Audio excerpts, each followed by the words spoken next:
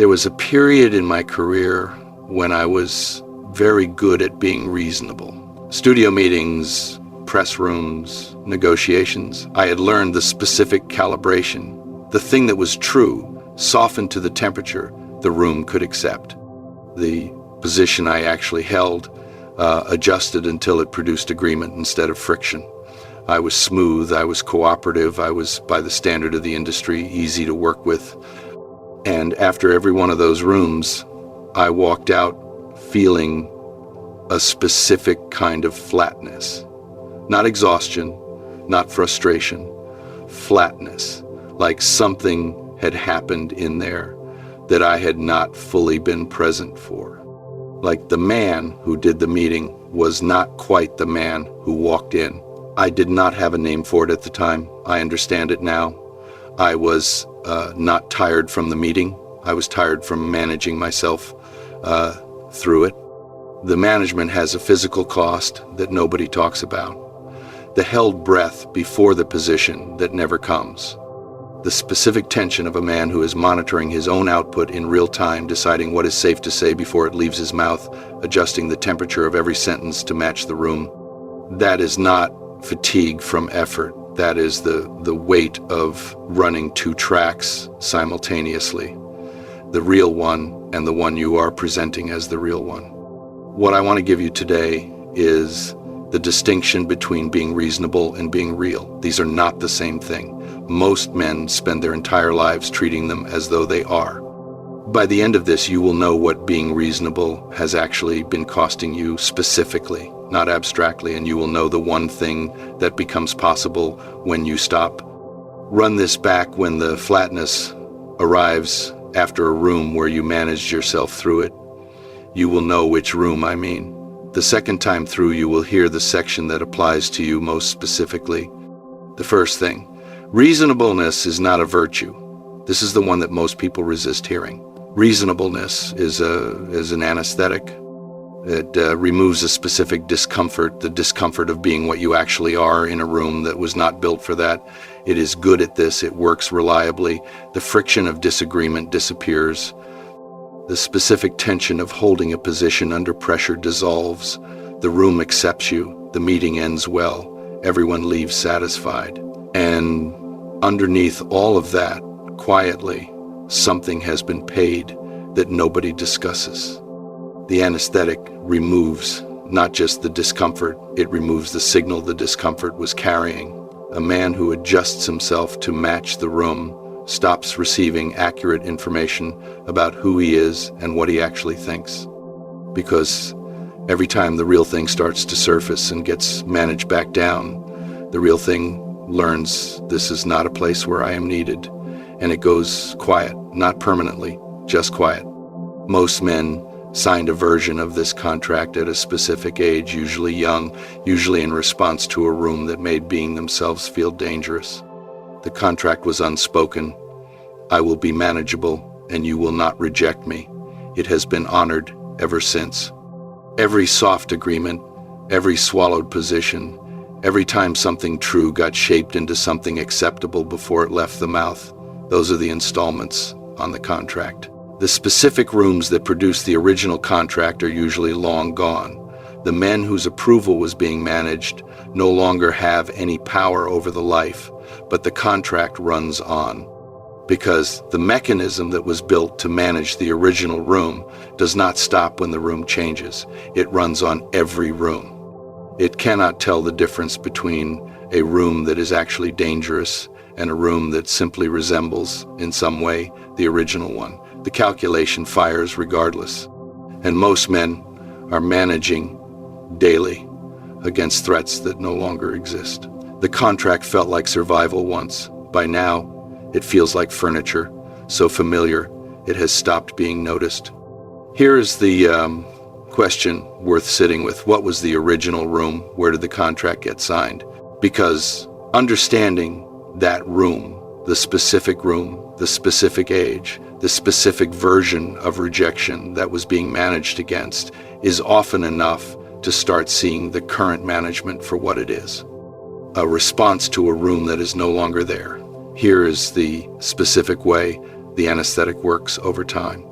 In the beginning, a man notices the gap between what he thinks and what he says. He feels it as a small friction, a minor cost.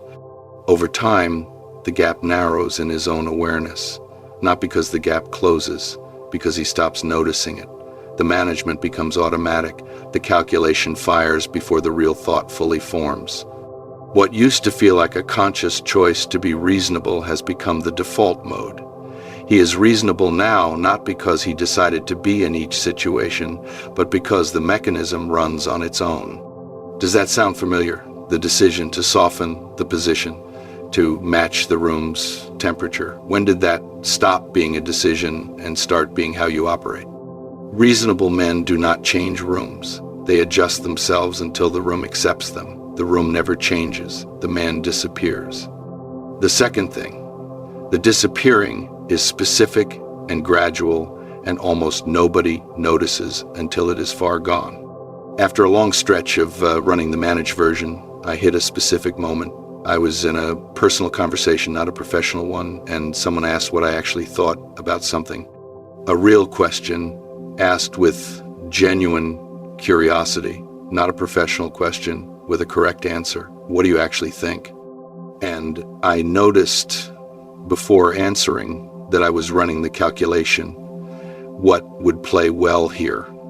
What version of what I thought was acceptable in this context? I noticed the calculation happening, and then I noticed that I could not immediately find what was underneath it. The managed version surfaced instantly. The actual version required searching. That was the moment I understood the cost. The real version of you has not left. It has been waiting in the silence between what you say and what you mean, but the silence gets wider every time the managed version is sent instead. Every time the actual thing is calculated into something acceptable, the gap between what you are and what you present widens by a fraction. Over years, the fraction becomes a distance. Over decades, the distance becomes the life. Think about the last time someone asked what you actually thought about something that mattered and you gave the managed version instead, not because you were lying, because the calculation ran before the actual thought fully formed. You did not decide to manage it.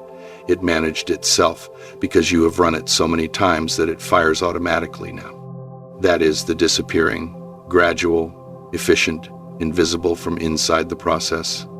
After the conversation, where I noticed my own calculation running, I started paying attention to it across other situations. And what I found was that the calculation was not only running in professional rooms, it was running in personal ones, in conversations with people I trusted and loved, in rooms where the stakes of being real were actually low, where the actual cost of saying the unmanaged thing would have been essentially nothing. The mechanism did not distinguish, it ran everywhere. It had become the default, not the exception. That was the more uncomfortable finding, that the management was not tactical, it had become structural. I was not managing myself in high-stakes rooms to protect something real. I was managing myself everywhere, reflexively, because the mechanism had been running long enough to become how I operated. How many rooms in your life are actually dangerous for the real version of you, and how many are you treating as though they are? Here is what should be uncomfortable. The managed version is often better received than the real one. It produces less friction, more agreement, smoother outcomes. The room prefers it, which means the feedback the managed version receives is consistently positive, and the real version, on the rare occasions it surfaces, often produces friction. Most men learn exactly the wrong lesson from that pattern. They learn that the managed version is the better version. It is not. It is the safer version. Those are different things. The third thing. This is where the disappearing becomes a life. Every major decision most men make is pre-compromised before it is ever stated. It works like this. A man has a real position. Before stating it, he runs the calculation. How will this land? Who will push back? What version of this produces the least friction. He shapes it.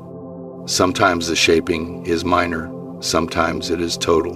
The position that comes out is a negotiated version of the original negotiated in private before the other party even entered the room. The result of doing this across an entire life is a life built from pre-compromises.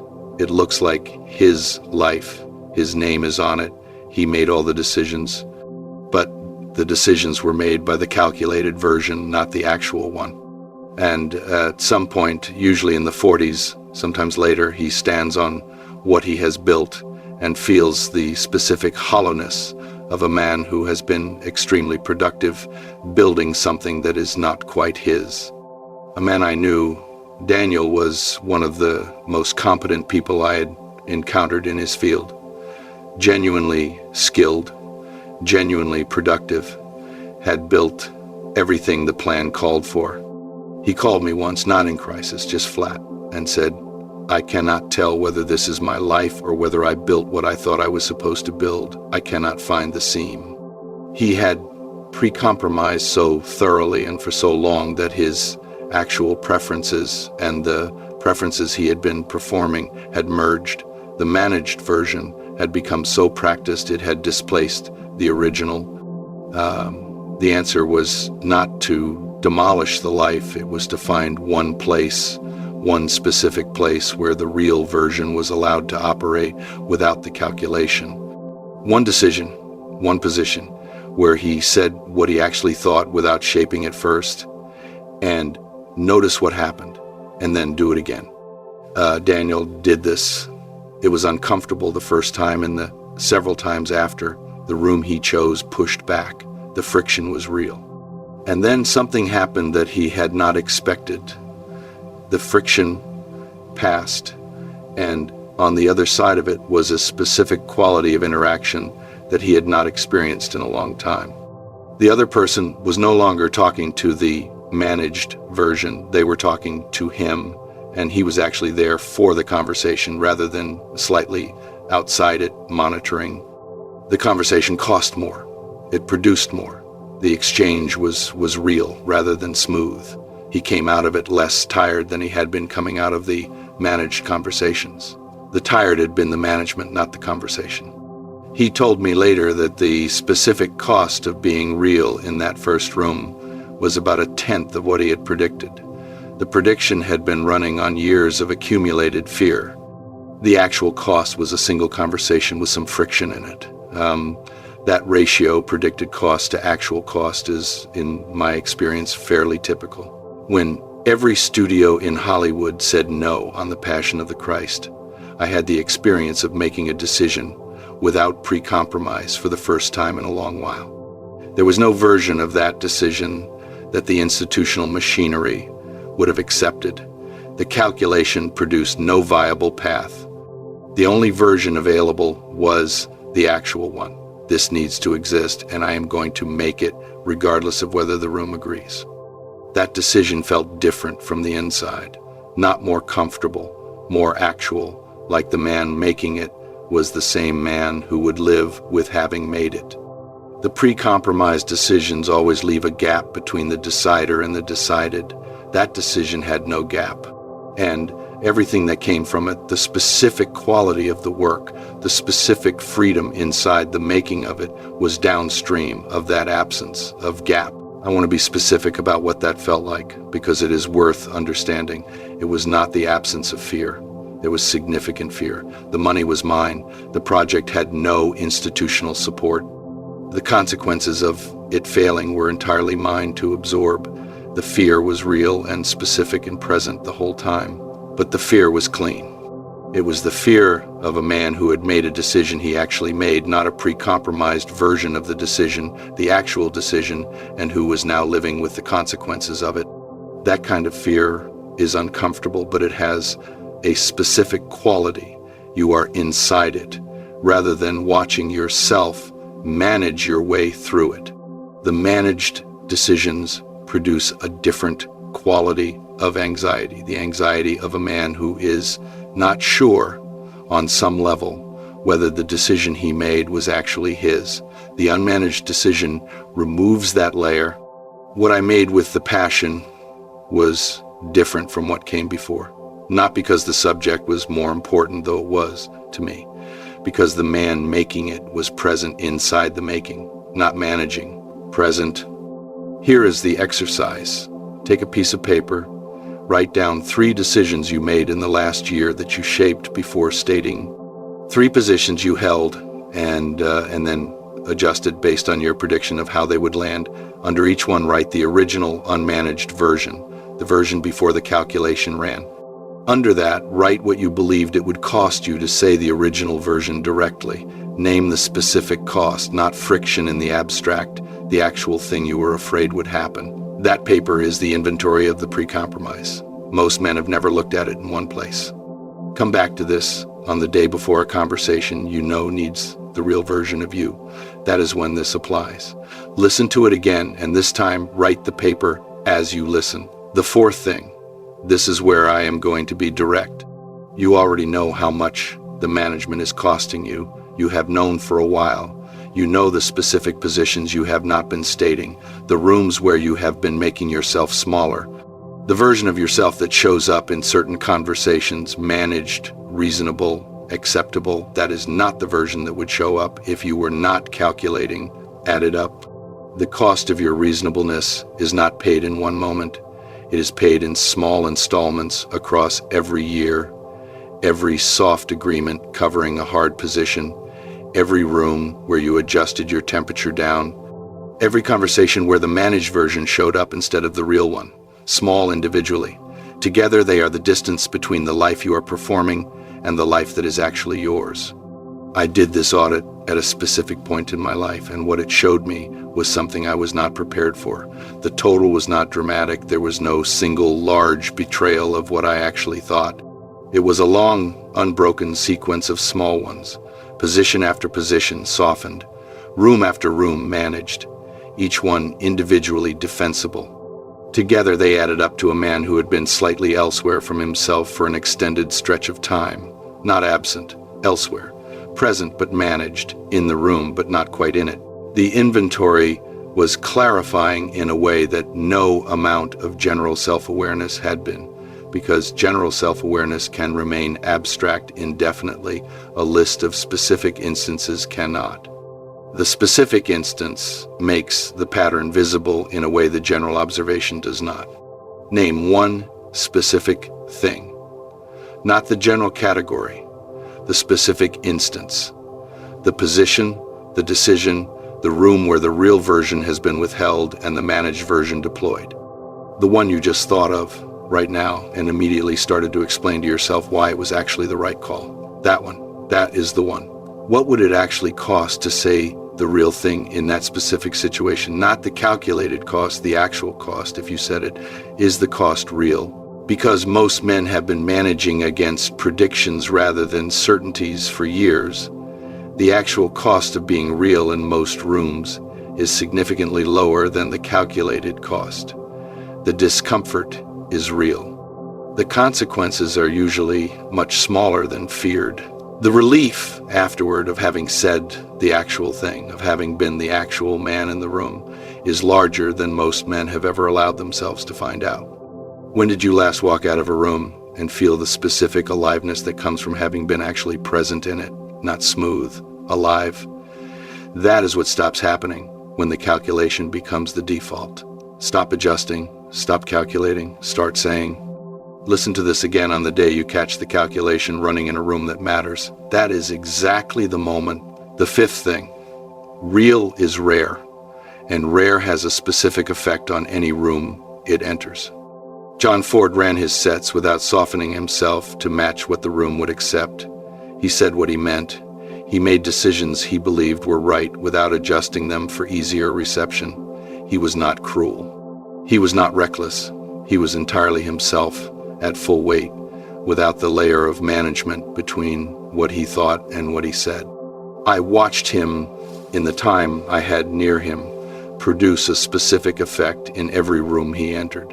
Not because he was loud, he was often quiet, because there was no gap between the man and the presentation. What you were talking to was actually him, not a spokesperson for him, not a calibrated version, him. And people felt that from across the table. They leaned toward it, not always comfortably, but toward it. The specific quality I noticed was this. When he spoke, people stopped what they were thinking about and actually listened. Not because he commanded it, because he was saying what he actually thought at full weight, without the management layer filtering it first. The information arrived with the full force of a man who meant it. That force is what makes listening feel different from simply hearing. I had been in rooms where people said things they believed. I had been in rooms where people said things they had calculated. The difference in how each version landed in the body of the listener is not subtle. Calculated speech produces a specific flatness in the listener, the same flatness I described walking out of those studio rooms. Real speech produces something else, attention, the specific kind of attention that comes from being in the presence of someone who is not managing anything. Real is not nice. Real is not easy to be around. Real does not always produce smooth outcomes. Real is the specific thing that makes a room feel different the moment it enters. Think about the people in your life who have actually reached you when you needed reaching. Not the most articulate, not the most careful, the ones whose words got through. Almost certainly they were not the most reasonable people in your life. They were the most real. They said the thing that needed saying without the calculation running first. And you felt the difference between being managed and being talked to. The difference is physical. Being managed feels like a specific kind of distance. You are receiving information, but the information is arriving through a filter. Something is between the person and what they are saying. You can hear the care they are taking. You can hear the adjustment. And what you cannot hear, what is not there, is the actual person, unfiltered, saying the actual thing. Being talked to directly by someone who is not calculating, who is simply saying what they see feels like contact. Not always comfortable contact, but contact. Something lands rather than arriving at a managed distance. And the things that land are the things that change something. The managed versions do not change anything. They produce agreement and comfort and the specific flatness of having been in a conversation where nothing real happened, and you have been in both kinds. You know the difference. Think about which kind you are offering the people around you right now. Are you the person who says the actual thing, or are you the person who says the managed version and calls it consideration? That is what you have to offer the people around you.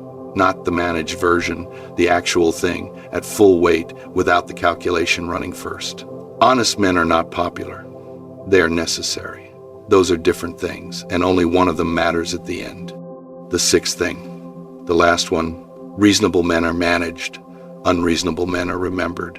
My father Hutton was not a reasonable man, by the definition I have been using. He did not adjust himself to match the temperature of the room.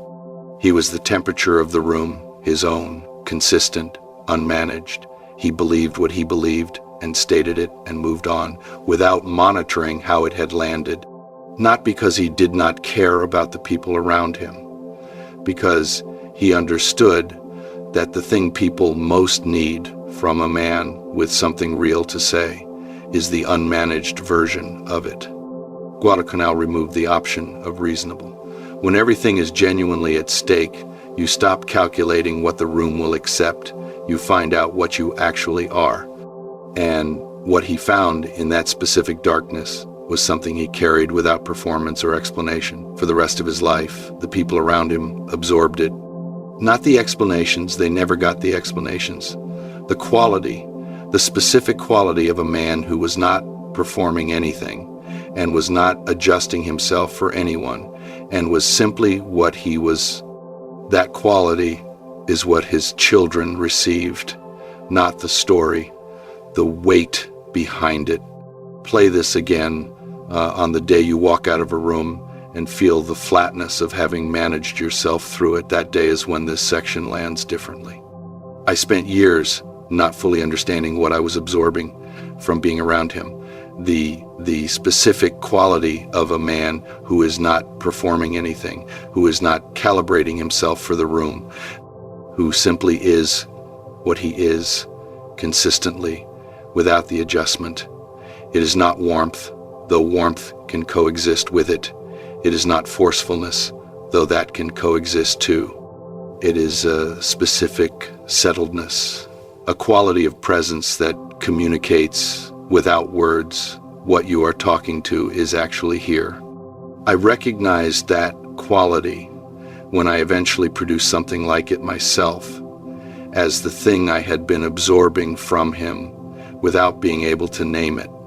Not a philosophy, a way of being in a room that had been transmitted through proximity, through the ordinary moments, through the accumulated years of watching a man who was simply what he was. Marcus Aurelius understood this from the most powerful seat in the world.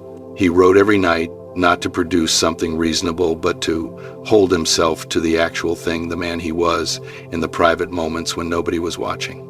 He feared the specific drift toward performing the position rather than inhabiting it, toward being the kind of emperor who managed his own presentation. He refused it every night. He was afraid of becoming a reasonable man. The specific thing he was refusing was the drift, not a dramatic fall from authenticity, the gradual, almost invisible widening of the gap between what he said he was and what he actually was in the small moments. He understood that the gap does not stay the same size. Without daily attention, it grows, and the growth is invisible from inside the process. The man who has drifted does not feel the drift.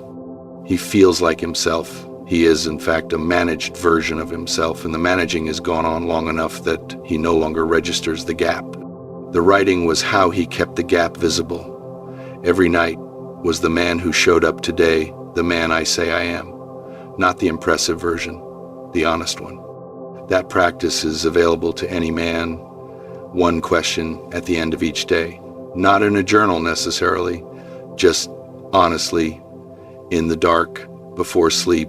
Was the man who showed up today the real one or the managed one? And in the situations where the managed one showed up, which one specific situation, what was the real version that was held back? One question, every night, without performance. That is the practice of not becoming a reasonable man. Here is what being real asks from you today. Not the dramatic gesture, one room, one conversation, one position that has been managed into a softer version long enough.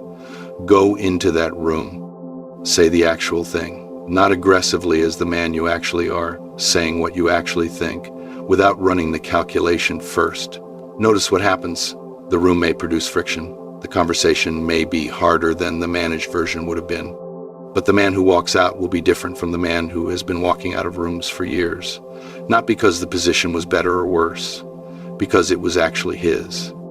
Most people who hear this will agree with it and then walk into the next room and run the calculation anyway. The reflex is deep and it fires fast. But some of you are already past the point where the managed version is honest. The gap is too wide. The flatness has been there too long. You already know which room needs the real version of you. You have known for a while. The specific cost of continuing to manage is not paid in one day.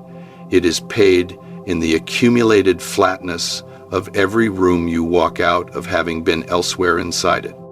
In the specific loneliness of a man who is surrounded by people who like the managed version and does not know if anyone knows the real one, in the relationships that are smooth and close and somehow not quite reaching you, in the work that is competent and successful and internally empty, in the mirror at the end of a year that shows a man who did everything correctly and feels like someone borrowed his life. That cost has an alternative. The alternative is not chaos. It is not the demolition of everything built. It is the one room, the one conversation, the one position stated as it actually is, instead of as the calculation produced it. Go into it, not because being real is always comfortable. It is not. Not because the room will thank you for it. It may not. But because the man who walks out of that room, having said the actual thing, is a different man from the one who has been walking out of rooms for years. And that man, the real one, unsoftened, uncalibrated, saying what he actually thinks is the man the people who matter have been waiting for. The people who needed the real version of you have been waiting for it longer than you know.